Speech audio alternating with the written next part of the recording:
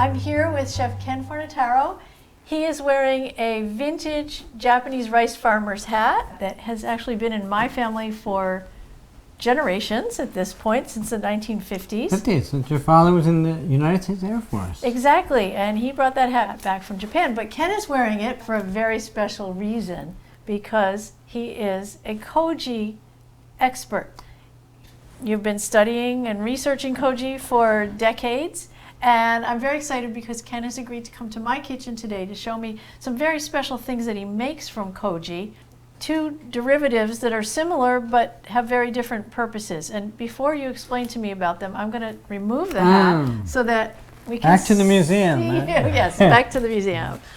So Ken, tell me about these two things we're making. These two things are basically staples. They can be manipulated in so many different ways and used for so many different purposes that if you do nothing else as far as learning about what to do with Koji, you should learn how to make Shio Koji, which is salt Koji, as well as Amasake, which is basically sweet Koji. Sweet Koji. Ken, I know you do a lot of research on all kinds of different ingredients in your Koji, but today we're starting with something very basic. So this is just plain rice Koji that we're using as the base of the Shio Koji and the Amasake, right? Yes. And we can get fancy in future episodes, but today we're starting with the basic rice Koji. Yes. Okay. And it really is quite simple. We have our ingredients measured out. What we're going to do is first make the Amasake.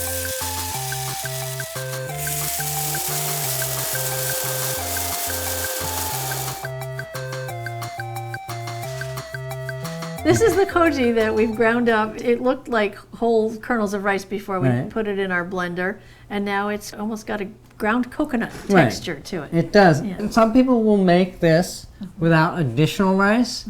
I like the idea of using some brown rice that we've already soaked very well and cooked. Massage it right into the Koji. Okay. Pour that and in. what that will do is, like, while the sugars in the Koji are being broken down, that will also break down more of the sugars in this rice, making the rice digestible.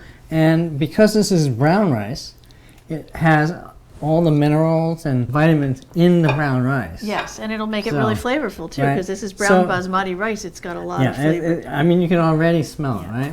So do you want me to mix that up? Yeah, you just massage it up. Put the gloves on? I would recommend gloves because with something like Koji, these are live enzymes. We haven't killed any enzymes. And you have to think, if this can tenderize a piece of meat, for example. You just told me to break down proteins. Imagine what could do to your hands, right? Okay, all right. So we take that seriously. Right. Okay. So you're just gonna massage it all up, and there's no time constraint on how long it takes. And then we're just gonna pour our pre-measured water. Okay. And if you think it's easier, you can massage it as you go along. Sure. Okay. Right.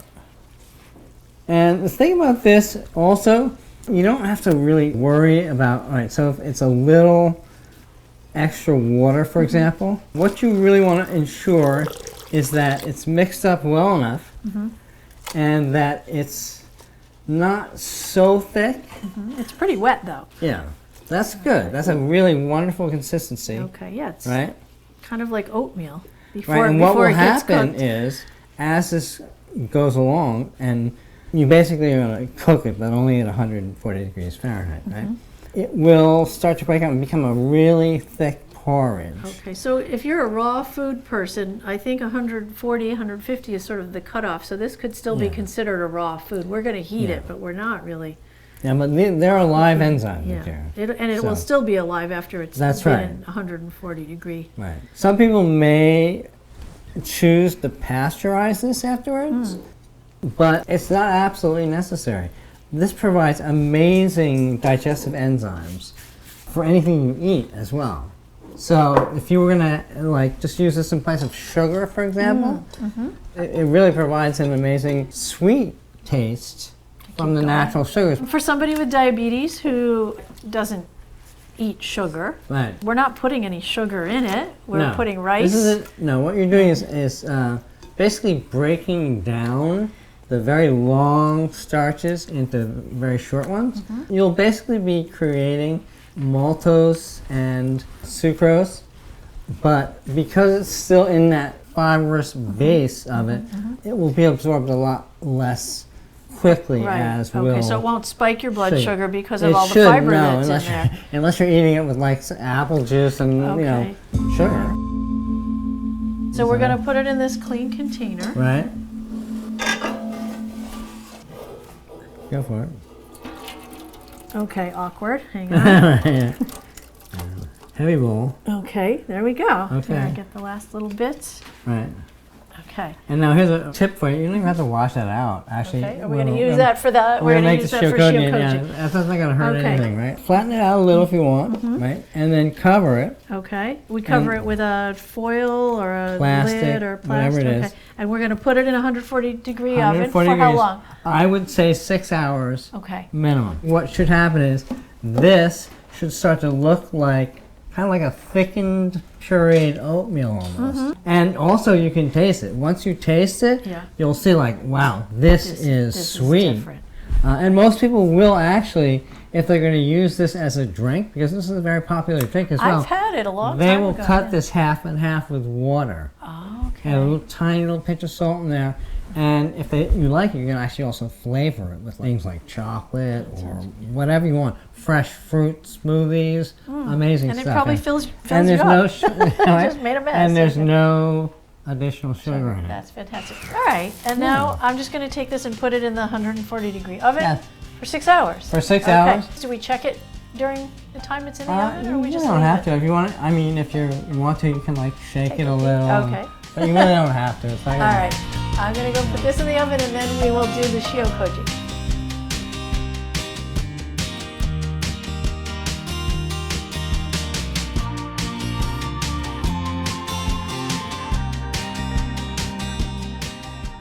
So next, Shio Koji, just the most amazing staple to have on hand. It gives a background sweet and salty taste to your foods. It draws out the inherent tastes of the food itself, as opposed to using something like a miso or soy sauce, which would actually insert its own taste into something. Right. That's why we love Shio Koji so much. It's like a flavor enhancer, but a very natural one. It's like a natural MSG type of thing. Okay. Because actually, this is the natural way to create glutamates in your food. Oh, okay. And you know, I'm allergic to MSG, like the powdered form that they add to some foods. You don't have to worry about that. But this is much all natural, less neurotoxic. It's not going to affect me that way. Same exact ingredients, except we're not going to add any additional rice. Okay. Because this has to be a lot saltier, and we're not really going for so much of the starch, the amylase enzymes, as we are for the protease enzymes. Okay. We're more concerned about how this is going to interact with proteins, right? Okay, so you use the Shio Koji on proteins. You should also remember too, like a teaspoon of this on a big bowl of fruit salad explodes the flavors of the fruit. Well, we'll have to try that. All right, so should I pour it in? Just dump it right in. Okay. 4 parts Koji rice. And the salt. There you go. Okay, so that's the 1 part salt to the 4 parts Koji rice. And should we mix this up before we add the water? Sure. Okay. Okay, and then we'll... Okay, water time. All right. And this is the 3 That's parts the 3 parts water. of water, right? This is the same as the Amasake. If you don't think it's wet enough after, you can just add a little more water. I mean, I wouldn't add a lot more water, but this is made to be around 12.5% actual salt in the total volume of it. Okay, so that's which is fairly salty, I guess. Yeah, it is, yes. It's just absolutely perfect because if you were to add some of this, let's say a teaspoon per pound of something, Right, it would just be like adding a little bit of salt. Yeah, it's like at least a quarter of the salt that you would normally use. But at the same time, it's bringing out all these flavors by breaking down compounds and releasing those esters and flavonoids and things like that. So. Okay, so the salt is only part of the secret sauce here. Now, this is also almost oatmeal-y, thinner than an oatmeal, but it's not. Yeah, that will definitely thicken up as well. It will. And you can use this bowl if you want, if it were oven safe, or you can use like a container we had back there. Okay, so should we put it in this again, yeah, sure. nice one to not take up too much room in that oven? That's right. Okay, and Just pour it in.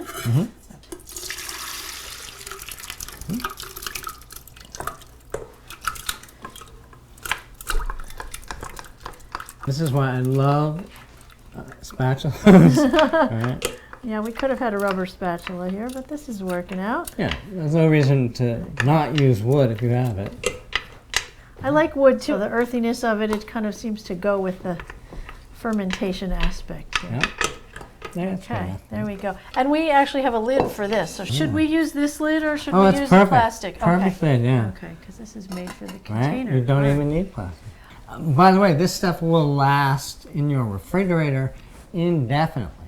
Wow. Okay, so you can make and a big just batch. keep getting better, Oh. right? And that's the difference between this and the Amasake. Uh-huh. It's also one of the ways that sake used to be made from the Amasake that we just made. Okay, so because, Amasake, because we're not sake. pasteurizing any of the enzymes, right? So what would happen is the enzymes would continue to eat the sugar, yeast would get to it, right? And it would start to create sake. When yeast eats, it creates carbon dioxide and alcohol. Okay. So here we have it.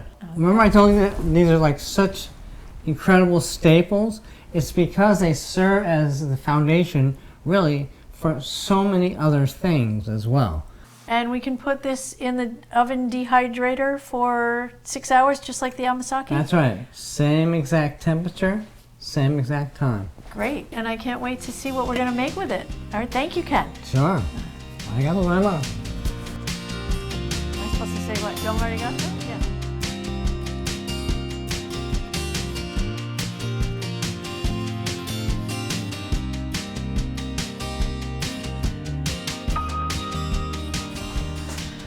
Okay, so we have the Amasake out of the oven, the Shio Koji out of the oven. They've been in there for 6 about hours. 6 hours, right? And Okay, what happens they're a little next? hot. Well, they're done. If you wanted to, you could actually pasteurize this, put a tiny little bit of salt in there and pasteurize it basically just by bringing it to a boil very gently, of course, and stirring while you're doing it, and you'd have your Amasake. So it got thicker. Yeah, and this is brown rice, which is not going to degrade as much as far as the outer layers. It's good fiber. And then for the Shio Koji, will look completely different, actually. Ooh, looks almost syrupy in there, huh? Some people might blend that if they wanted it more homogeneous, but it's perfect like it is. Is it good? Can I taste yeah. it? Yeah, oh yeah. It's like good salt. Oh my gosh, yes. That's Like amazing. the salt you want to eat. Salty, but there is sort of an undertone of sweetness there. I guess if you were to eat like a fleur de sel, it almost tastes like Yeah. that. Should we jar them now? And these jars, of course, are sterilized. Yes.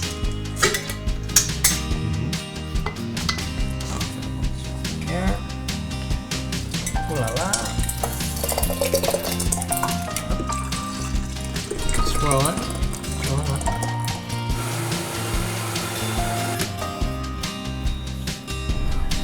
And then everything goes in the fridge, each of these? Yeah, I'm putting them all in the fridge. Okay. Shio Koji, our other Shio Koji, and our Amasake.